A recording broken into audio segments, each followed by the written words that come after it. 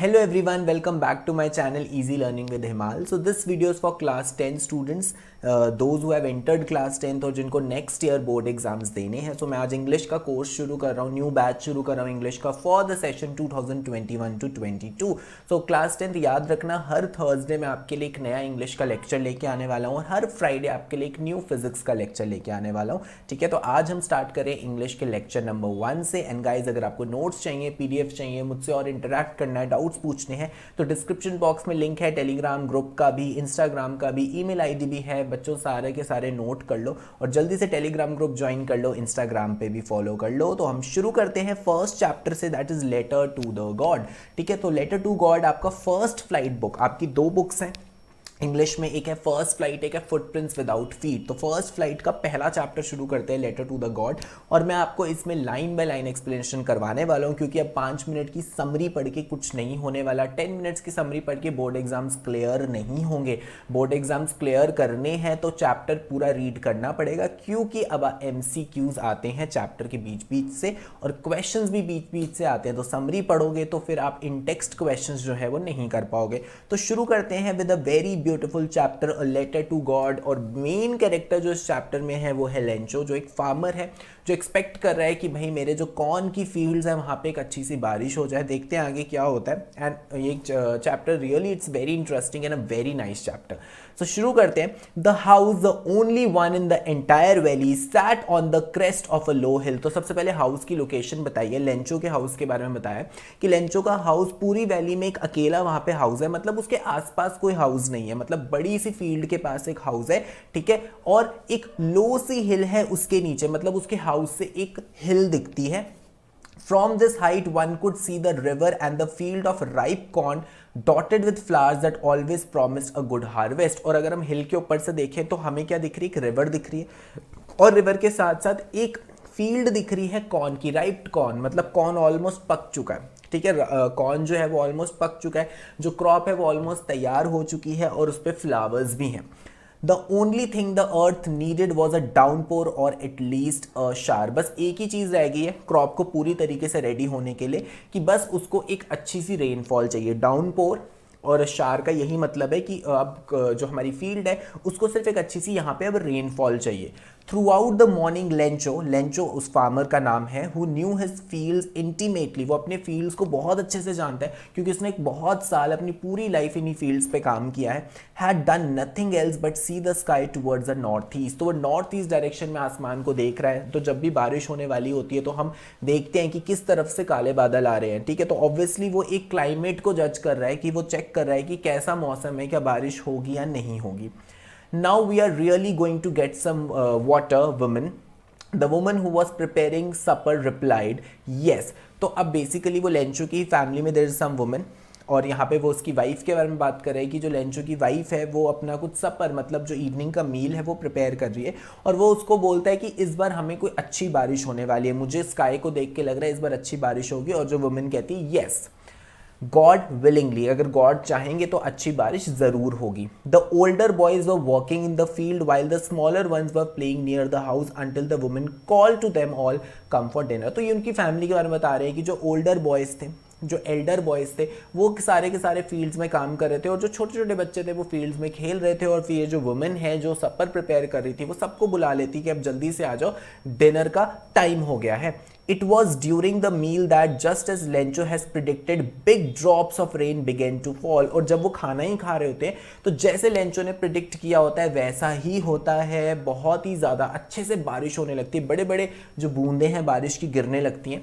In the north east huge mountains of clouds could be seen approaching. तो वो देखते हैं कि नॉर्थ ईस्ट डायरेक्शन से बहुत ही घने बादल, ह्यूज माउंटेन्स ऑफ क्लाउड्स जो हैं उनकी फील्ड्स की तरफ आ रहे होते हैं. The air was fresh and sweet. The man went out for no other reason than to have the pleasure of feeling the rain on his body. अब क्या होता है, वो इतना खुश हो जाता है ऑब्वियसली जो फार्मर्स होते हैं उनकी जो सारी सोर्स ऑफ इनकम होती है वो उनके क्रॉप्स पे ही डिपेंड करती है।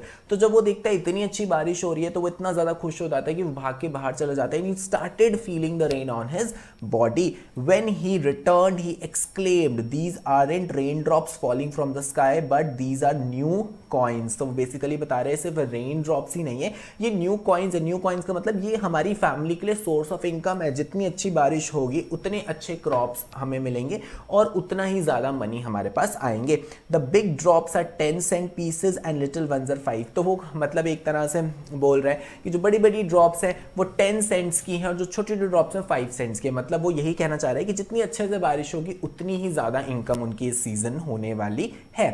अब आगे देखते हैं क्या होता है। With a satisfied expression he regarded the field of ripe corn with it flowers draped in a curtain of rain. तो वो मतलब पूरी जो फील्ड है वो बारिश से भर जाती है, बहुत अच्छी बारिश होती है। बट सडनली अब देखो यहाँ पे एक ट्विस्ट आने वाला है। वो बारिश अब कन्वर्ट हो जाएगी हेल स्टॉर्म में। हेल स्टॉर्म होता है जब ओले गिरने लगते हैं, ठीक है। ये देखो ये जो पिक्चर यहाँ पे बनी है it's kind of a hello storm. Okay, so a strong wind began to blow along with the rain. Very large hailstorms began to fall. These truly did resemble new silver coins. अब क्या होता है, बहुत ही ज़ोर से वहाँ पे हवा चलने लगती है और ओले गिरने लगते हैं। अब जो वो सिल्वर कॉइन्स की उसने बात करी थी, अब एक्चुअल में जो ओले का कलर होता है ये भी सिल्वर कलर का होता है। These truly did resemble the new silver coins. The boys exposing themself to the rain ran out to collect the frozen pearls. तो छोटे बच्चे ऐसे करते हैं, जब भी ओले गिर रहे होते हैं दे गेट एक्साइटेड और वो बाहर जाके उसको कलेक्ट करने लगते हैं। वैसे ही जो छोटे बच्चे होते हैं उनके घर में वो बाहर जाके ये जो हेल स्टॉर्म होते हैं, ये जो सिल्वर गोल्डन कलर के छोटे छोटे स्नो के स्टोन्स होते हैं उसको कलेक्ट करने लगते हैं। It's really getting bad now, exclaimed the man.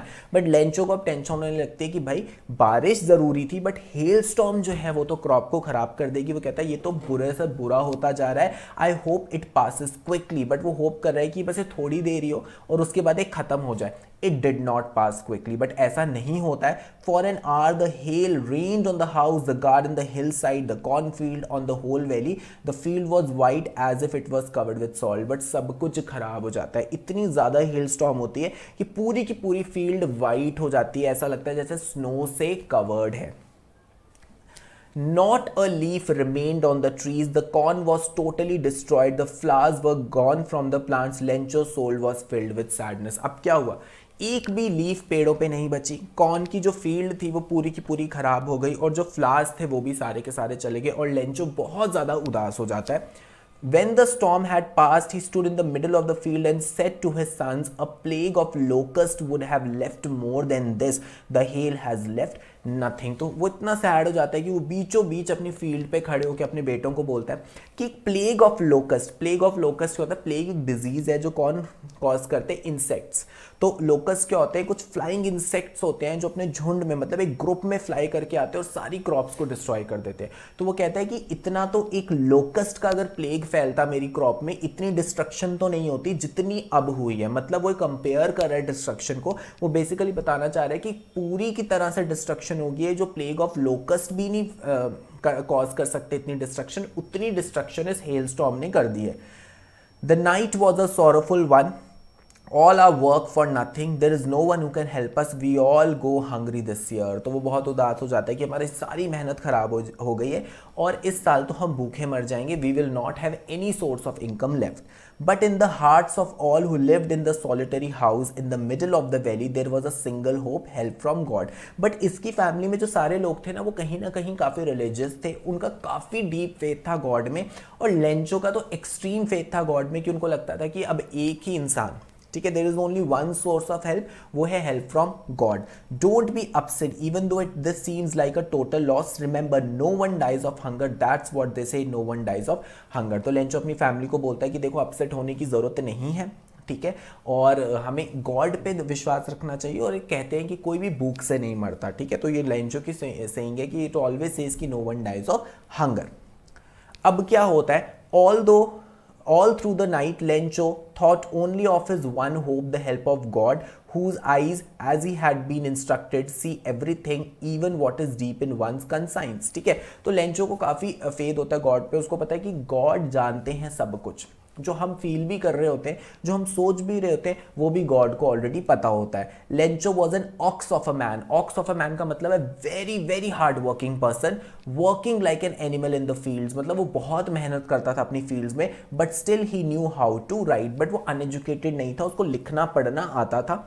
The following Sunday at daybreak, he began to write a letter which he himself would carry to a town and place in the mail. It was nothing less than a letter to God. But देखो उसका faith तो बहुत ज़्यादा था, but वो कहीं कहीं foolish भी था. कोई भी ऐसी चीज़ कर रहा है जो अनरियलिस्टिक है. देखो भगवान को मानना इज़ गुड, अगर आपका गॉड में फेथ है उसमें कोई बुरी बात नहीं है, बट लॉजिकली हम कभी गॉड को लेटर थोड़ा लिख सकते हैं, वो लेटर गॉड तक तो होना पहुंचेगा. बट ये लेंचो नहीं समझ रहा है, तो लेंचो क्या करता है, संडे को ब्रेक में क्या करता है, एक लेटर लिखता है. और किसको लिखता है, गॉड को. ठीक है, God he wrote, if you don't help me my family and I will go hungry this year, I need 100 pesos. Pesos एक करेंसी होती है लैटिन अमेरिका में. तो वो गॉड को लिखता है कि मुझे 100 पीसोस चाहिए in order to sow my field again. दोबारा से मुझे बीज लगाने के लिए, दोबारा से सीड्स लगाने के लिए मुझे क्या चाहिए, 100 पीसोस चाहिए. And to live until the crop comes because a hailstorm. और वो सारी चीज़ें लिखता है कि देखो अब मुझे दोबारा से लगाना पड़ेगा जो सीड्स है, और फिर वो धीरे धीरे उगेगी. जब तक क्रॉप तैयार होगी तब तक तो मेरी फैमिली भूखी ही मर जाएगी, तो मुझे 100 पीसोस दे दो सो दैट मेरा तब तक टाइम कट जाए. He wrote to God on the envelope, put this letter inside and still trouble went to the town. अब वो कोई एड्रेस नहीं लिखता, सिर्फ लेटर पे लिखता है टू गॉड. उसको लगता है कि मैंने गॉड को लेटर लिखा है तो गॉड तक लेटर पहुंच जाएगा, और वो जाके पोस्ट ऑफिस जाके उसको पोस्ट कर देता है. At the post office he placed a stamp on the letter and drop it into the mail box. तो अब आप लोगों को पता होगा या नहीं, ठीक है. यहाँ अगर आपने पुरानी मूवीज या स्टोरीज में देखा होगा कि जब भी आप कोई भी लेटर पोस्ट करते थे पोस्ट ऑफिस में जाके, तो एक स्टैंप लगानी पड़ती थी, तो वो भी वो स्टैंप लगा के उसको पोस्ट कर देता है. One of the employees, who was a postman and also helped at the post office, went to his boss laughing heartedly and showing him the letter to God. अब postman क्या करते हैं, लेटर्स निकालते हैं, उनको डिलीवर करने पड़ते हैं. अब वो जब ये पढ़ता है कि भाई एक ऐसा लेटर आया है जिसपे कोई एड्रेस नहीं लिखा, सिर्फ गॉड लिखा है, तो वो पोस्ट मास्टर के पास चल जाता है. पोस्ट मास्टर मतलब पोस्टमैन का बॉस. हंसता हंसता वो पोस्ट मास्टर के पास चला जाता है. Never in his career as a postman he had known that address. उसको पता ही नहीं था भाई टू गॉड लिखा है कि किस एड्रेस पर डिलीवर करना है. The post master a fat amiable fellow. Amiable होता है काफी फ्रेंडली. जो पोस्ट मास्टर होता है थोड़ा फैट होता है, बड़ा फ्रेंडली फेलो होता है. Also broke out laughing but almost immediately he turned serious and tapping the later on his desk commented, what a faith. तो पहले तो वो हंसने लगता है post master, but post master is a very nice person. बहुत helpful, बहुत genuine person है, बहुत फ्रेंडली पर्सन है, काफी इमोशनल पर्सन है. कि वो अपना लेटर टैप करता है टेबल पर और सोचता है यार मतलब कितना फेथ है, एक इंसान ने कितना भगवान पे विश्वास रख के एक लेटर लिखा है to God. I wish I had the faith of the man who wrote this letter, starting up a correspondence with God. वो सोचता है कि काश मेरे अंदर भी इतना फेथ होता कि मैं इतना भगवान पे विश्वास करता हूँ कि मैंने लेटर लिख दिया भगवान को और ये सोचा है कि भगवान तक पहुँचेगा ही पहुँचेगा. So in order not to shake the writer's faith in God, the postmaster came up with an idea, answer the letter. तो उसको लगता है यार जिस भी इंसान ने लिखा है वो काफ़ी भोला इंसान है, तो इसका जो विश्वास है वो टूटना नहीं चाहिए. मैं ऐसा करता हूँ, मैं इसका रिप्लाई कर देता हूँ. तो उसको लगेगा गॉड की तरफ से एक रिप्लाई आया है. But when he opened it, it was evident that to answer it he needed something more than goodwill, ink and paper. But जब वो लेटर पढ़ता है उसको पता चलता है यहाँ पे सिर्फ एक गुडविल, इंक और पेपर, मतलब सिर्फ लेटर लिखने से कुछ नहीं होगा. क्यों? क्योंकि लेंचो ने यहाँ पे पैसे भी मांगे थे, सिर्फ एक लेटर नहीं लिखा था, उसने हेल्प भी मांगी थी. But he stuck in to his resolution. He asked for money from his employees. He himself gave part of his salary and several friends of his who were obliged, मतलब जो ready थे to give something for an act of charity. तो वो क्या करता है, उसको पता चल जाता है भाई इस पर्सन को 100 पीसोस चाहिए, तो पैसे कलेक्ट करने शुरू कर देता है. अपनी सैलरी से भी कुछ पैसे देता है, अपने जो कलीग्स होते हैं उनसे भी हेल्प मांगता है कि यार एक ऐसा पर्सन है इसकी हेल्प करनी है, और जो उसके फ्रेंड्स चैरिटी करते थे उनसे भी हेल्प लेता है. It was impossible for him to gather together the 100 pesos, so he was able to send the farmer only a little more than half. But 100 pesos एक बड़ी अमाउंट थी, तो उसके लिए इतने पैसे इकट्ठे करना इजी नहीं था. तो वो कितने इकट्ठे कर पाता है, लिटिल मोर देन हाफ. अभी चैप्टर के एंड में पता चलेगा. Total 70 pesos. ठीक है, 100 नहीं कलेक्ट कर पाता, 70 पीसोस कलेक्ट कर पाता है. He put the money in an envelope addressed to Lencho and write it a letter containing only a single word as a signature God. तो वो क्या करता है, मनी एनवेलप में डालता है, लेटर लिखता है, लेंचो को दे देता है और सिग्नेचर में सिर्फ एक सिंगल वर्ड लिखता है, that is God. The following Sunday, Lencho came a bit earlier than usual to ask if there was a letter for him. It was the postman himself who handed the letter to him, while the postmaster, experiencing the contentment of a man who had performed a good deed, looking on from his office. तो अब क्या होता है, Lencho आ जाता है कहाँ पे, post office. Post office आता है वो, और वो पूछता है क्या मेरे लिए कोई लेटर आया है। देखो उसका कितना बिलीव था कि उसको लगता था नहीं गॉड मेरे लेटर को ज़रूर रिप्लाई करेंगे। तो पोस्टमैन बोलता है हाँ तुम्हारे लेटर आया, और उसको लेटर पकड़ा देता है। और पोस्ट मास्टर अपने ऑफिस से देख रहा होता है, उसको काफ़ी सेटिस्फैक्शन मिलती है, कंटेंटमेंट मिलती है कि देखो मैंने कितना अच्छा काम किया है कि मैंने इस पर्सन जिसको इतना फेथ था भगवान में, ठीक है, मैंने उसकी हेल्प करी है। ठीक है, अब देखो Lencho showed not the slightest surprise on seeing the money, such was his confidence, but he became angry when he counted the money. अब क्या होता है, लेंचो घर जाता है बट वो बिल्कुल भी सरप्राइज नहीं होता, उसको पूरा कॉन्फिडेंस होता है कि गॉड उसको रिप्लाई करेंगे करेंगे, बट वो गुस्सा हो जाता है जब वो पैसे देखता है कि यार मैंने तो 100 पीसोस मांगे थे, यहाँ तो सिर्फ 70 पीसोस ही हैं। God could not have made a mistake nor could he have denied Lencho what he had requested. वो सोचता है गॉड कभी गलती नहीं कर सकते, ऐसा हो ही नहीं सकता अगर मैंने गॉड से कुछ मांगा मुझे ना दें, और ऐसा हो ही नहीं सकता अगर मैं 100 पीसोस मांगे हों और मुझे 100 पीसोस ना दें। Immediately Lencho went up to the window to ask for a paper and pen। और वो क्या करता है, विंडो पे जाता है, ठीक है, और पेपर और पेन मांगता है। वो सोचता है कि मैं इस लेटर का रिप्लाई करता हूँ। On the public writing table, public writing table मतलब पोस्ट ऑफिस में एक राइटिंग टेबल होता था, अगर किसी को उधर ही लेटर लिख के पोस्ट करना है तो they can write over there. He started to write with much wrinkling of his brow, मतलब आईब्रोज चढ़ाकर, अपनी रिंकल आईब्रोज को रिंकल करके, ठीक है, गहरी सोच में कुछ सोच रहा होता है, लेटर लिखने लगता है। Caused by the effort he had to make to express his ideas, क्योंकि वो काफ़ी ज़्यादा अपने आइडियाज़ एक्सप्रेस कर रहा होता है, इसलिए उसकी जो आईब्रोज होती है वो रिंकल्ड हो जाती हैं। When he finished, he went to the window to buy a stamp, which he licked and then affixed to the envelope with a blow of his fist। तो वो क्या करता है, स्टैम्प लेता है, उस पर लिख करके वो उसको स्टिक कर देता है, और ऐसे फिस्ट की हेल्प से वो क्या करता है, उसके ऊपर चिपका देता है, ठीक है, और वो वापस से लेटर पोस्ट करता है। The moment the letter fell into the mailbox, the postmaster went to open it। अब जैसे वो लेटर पोस्ट करके वापस चला जाता है तो पोस्ट मास्टर को बड़ी क्यूरियोसिटी होती है कि यार मैंने इसको लेटर भेजा था, उसमें मैंने पैसे भी भेजे थे, मैं देखता हूँ लेंचो ने रिप्लाई क्या किया। अब यहाँ पे होने वाला है बहुत ही शॉकिंग स्टेटमेंट, और पता चलने वाला है Lencho was a foolish person. यहाँ से उसकी फूलिशनेस पता चलेगी।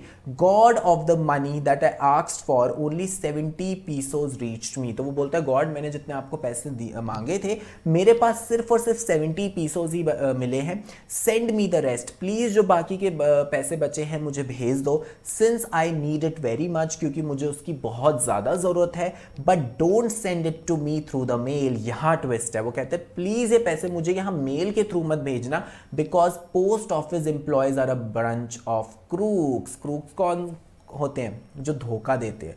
क्रूक्स कौन होते हैं, जो किसी के साथ छल कपट करते हैं, ठीक है।